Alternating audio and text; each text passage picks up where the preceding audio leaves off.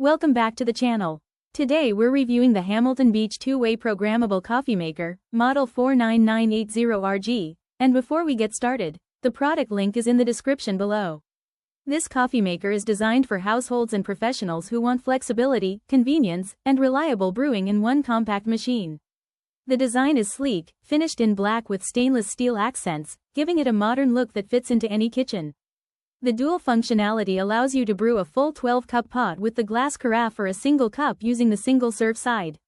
This versatility makes it ideal for both busy mornings and relaxed weekends. Features include a programmable timer, letting you set your brew in advance so coffee is ready when you wake up. The single-serve side accommodates ground coffee or soft pods, while the carafe side is perfect for larger batches. The brew strength selector allows you to choose between regular and bold flavors. Performance is reliable. The 12-cup carafe delivers consistent flavor, while the single-serve side is quick and convenient for one-person use. The programmable timer ensures fresh coffee at the right time, and the auto shut-off adds safety. The brew strength control provides customization, making it suitable for different preferences.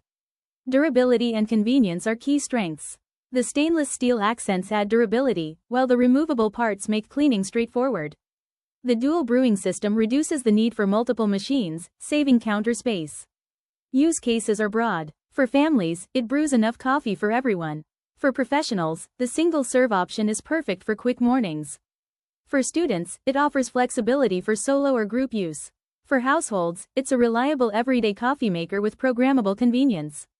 In summary, the Hamilton Beach two-way programmable coffee maker 49980RG combines dual brewing options, programmable features, and modern design in a versatile package.